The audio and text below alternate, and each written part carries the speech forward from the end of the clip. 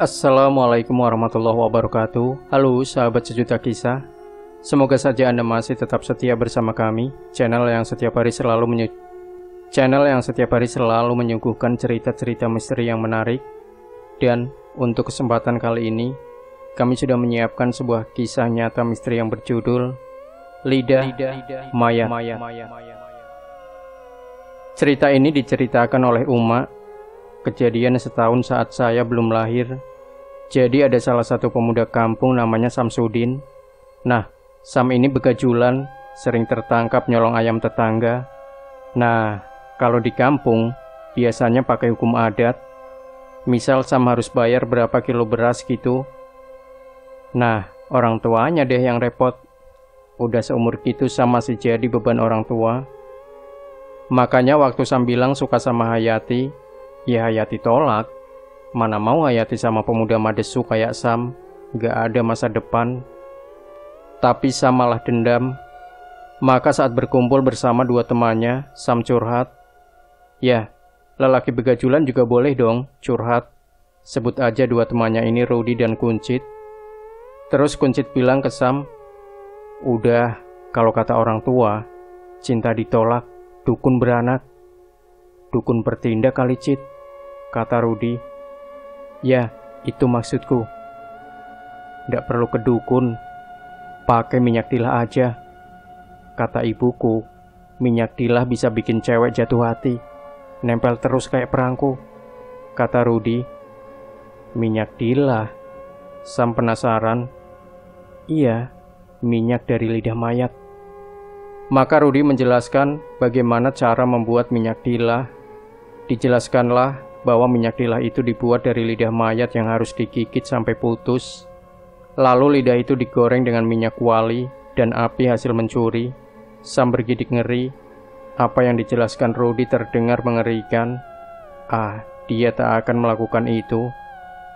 Tapi 3 bulan kemudian terdengar kabar Hayati akan menikah dengan pemuda kampung sebelah, Romlan namanya.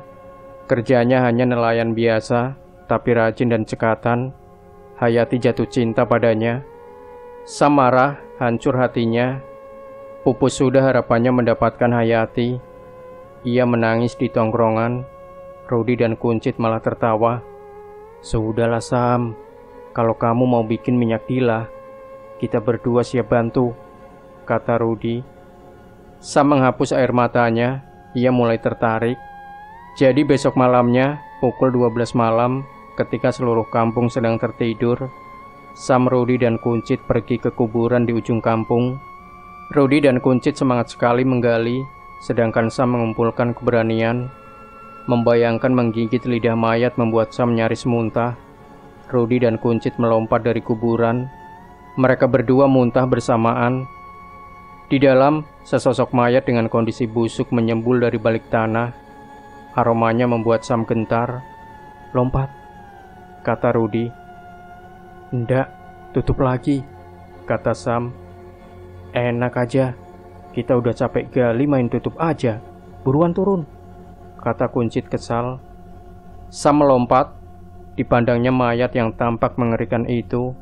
Ia menunduk dengan perasaan ngeri. Cepat, tarik lidahnya, gigit, kata Rudy. Kau aja yang gigit, kata Sam. Kau yang mau sama Hayati, aku yang kau suruh gigit. Cepat, atau kami kubur kau di dalam Sam, kata Kuncit. Ditariknya lidah mayat tersebut sudah berlendir karena mulai membusuk. Sam menjepit hidungnya. Didekatkannya mulutnya ke lidah mayat itu. Tak pernah dibayangkannya ciuman pertamanya akan dilakukan dengan mayat. Dibayangkannya bibir Hayati yang merah ranum. Sekali gigit, lidah tak putus. Lendir menetes membasahi bibirnya, menjijikan. Gigitan kedua, lidah yang mulai membusuk itu lepas, lalu Sam muntah. Lidah di mulutnya bercampur muntahannya. Sam mengangkat lidah yang sudah putus. Dimasukkan ke dalam plastik yang sudah disiapkan. Ia melompat keluar. Tutup lagi, seru Sam. Ia masih merasa mual. Begitulah Cit, kalau orang sudah jatuh cinta, jadi bodoh dia, kata Rudy berbisik. Kuncit tertawa. Lalu sedetik kemudian terdengar tawa lain. Rudy dan Kuncit bertatapan. Kalau saya sih mending jomblo daripada friend kiss sama mayat. Oh ya, itu mayatnya cowok lagi. Jangan dibayangin. Malam itu juga mereka kembali ke gubuk tempat mereka biasa nongkrong sambil minum arak. Kalau urusan kuali bukan masalah, mereka jagoannya. Maka digorenglah lidah itu dengan sedikit minyak. Dari lidah mayat itu mengalir cairan. Cairan itulah yang disebut minyak tilah. Minyak yang kemudian dikumpulkan Sam ke dalam sebuah botol kecil. Sam tidur ketika pagi menjelang. Tak sabar ia ingin mengoleskan minyak pada Hayati. Sorenya ketika Hayati hendak pergi ke sungai untuk mandi, Sam mendekati Hayati. Sam, sudah ku bilang ya, kamu jangan dekatin aku lagi. Kau tahu, aku sudah bertunangan. Cuma bertunangan, belum menikah. Kau itu masih bisa kurebut, kata Sam sambil mencuil dagu Hayati. Yang Hayati tak tahu, jari Sam telah diolesi minyak tilah. Hayati lalu termenung sebentar. Entah kenapa perasaannya tiba-tiba aneh. Ada sesuatu yang membuat Sam tampak menarik baginya. Ia mengusir perasaan itu jauh-jauh. Ketika malam datang dan berkumpul bersama teman-temannya, Sam menceritakan reaksi Hayati. Sudah, kau tengok saja besok. Berlutut dia pada kau, Sam, kata Rudy sambil menenggak arak. Mereka menghabiskan malam dengan mabuk bertiga di gubuk tua di hulu kampung. Tapi malam itu adalah malam pertama teror terjadi. Ketika mereka sedang mabuk, tiba-tiba pintu gubuk digedor. Rudy dan Kuncit sudah tak sadarkan diri. Sam masih setengah sadar. Ia membuka pintu. Tepat di depan pintu, sesosok mayat dengan kafan lusuh dan robek berdiri menghadap Sam. Sam kenal wajah itu, aroma busuk menyengat. Antara sadar dan tak sadar, Sam menutup pintu keras, keringat dingin keluar. Dari balik pintu, sosok bayangan mayat itu seperti menerjang Sam. Udara terasa dingin, bulu kuduk Sam merinding. Sosok itu lenyap seperti angin, napas Sam terengah-engah. Ia tak dapat tidur malam itu. Besoknya Sam cerita ke Rudy dan Kuncit. Ia ditertawakan karena dianggap sedang mabuk. Mungkin kau masih kebayang saja, Sam. Nah, bayangan wajah mayat itu bikin kau berhalusinasi, kata Rudy. Iya juga, pikir Sam. Tapi tingkah Hayati benar berubah. Ia tampak senang ketika Sam datang menemuinya. Dari mana saja, Bang Sam? Sudah dari tadi Hayati menunggu abang. Abang mau temani Hayati mandi di sungai? Tanya Hayati. Bukan main senangnya Sam mendapat tawaran itu, bagi mendapat durian roboh. Senang sekali perasaan Sam menemani Hayati mandi di sungai, walau ia hanya duduk di tepian. Melihat Hayati berenang di antara batu-batu sudah membuat Sam mabuk kepayang. Tapi siang yang menyenangkan itu disusul mimpi buruk Sam. Mayat itu hadir dalam mimpi Sam. Wajah busuk mengerikan penuh ulat itu membuat Sam terbangun gemetaran. Aku juga melihatnya semalam, kata Kuncit pada Sam ketika mereka bertemu siangnya. Waktu aku terbangun, aku melihat dia di atasku, kata Kuncit. Terus, Sam penasaran. Dia menggigit lidah aku, kata Kuncit. Kamu diam. Aku bingung, terus aku pingsan, kata Kuncit.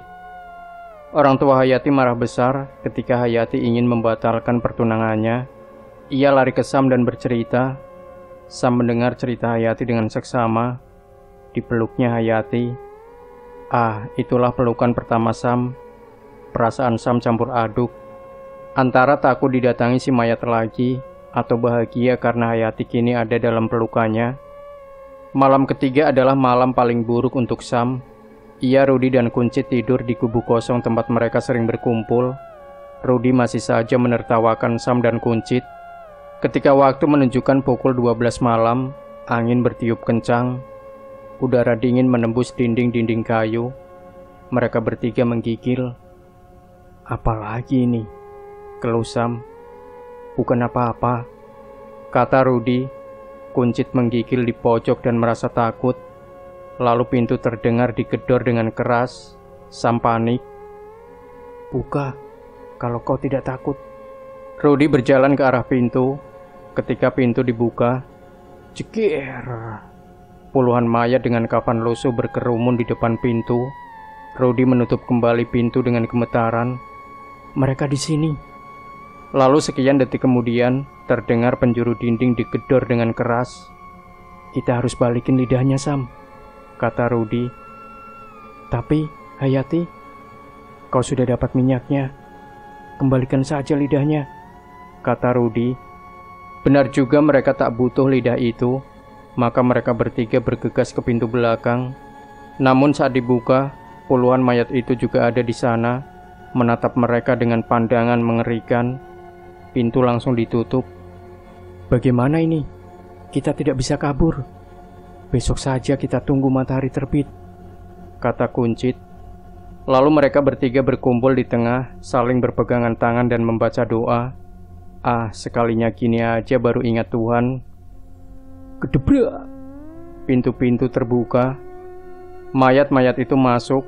Aroma busuk memenuhi udara. Rudy, Kuncit, dan Sam tak kuasa menahan mual. Mereka bertiga muntah. Mayat-mayat semakin mendekat. Lalu ketika tubuh mereka lemas dan gemetaran, mayat-mayat itu sudah dekat. Cairan-cairan meleleh dari kulit mereka menetes ke Sam, Rudy, dan Kuncit. Mereka muntah lagi. Tak kuat lagi mereka pingsan di atas muntahan sendiri. Ketika ayam berkokok, mereka terbangun di atas makam yang pernah mereka gali. Mereka berpandangan, tapi Rudy tak mau mengulur waktu walau itu terasa ngeri. Ayo kita gali, kita kembalikan, kata Rudy. Maka subuh itu mereka gali kuburan itu lagi. Sialnya mereka malah ketahuan warga.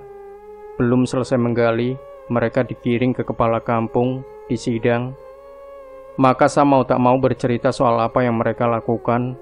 Semua warga yang hadir nyaris muntah ketika Sam menunjukkan lidah di dalam kantong yang ia bawa. Ayah Hayati marah besar, anaknya jadi korban ilmu pengasihan. Maka mereka bertiga kembali mendapat denda, kali ini jauh lebih besar. Warga membantu mereka mengembalikan lidah itu. Hayati diobati oleh ayahnya, ia mulai pulih perlahan.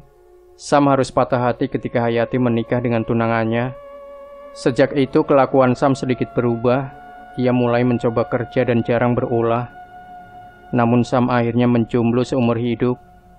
Tak ada gadis di desa itu sudi menikahinya karena urusan minyak tilah ini. Ketika mereka suka ke Sam pun, mereka langsung antipati karena merasa dipelet. Padahal Sam sudah membuang minyak itu. Kasihan Sam. Satu-satunya bibir yang pernah ia cium dalam hidupnya adalah bibir mayat. Demikian sahabat Sejuta Kisah, jangan lupa berikan komentar Anda, like, share video ini, subscribe channel Sejuta Kisah, dan kembali nantikan cerita-cerita misteri terbaru dari kami. Wassalamualaikum warahmatullahi wabarakatuh.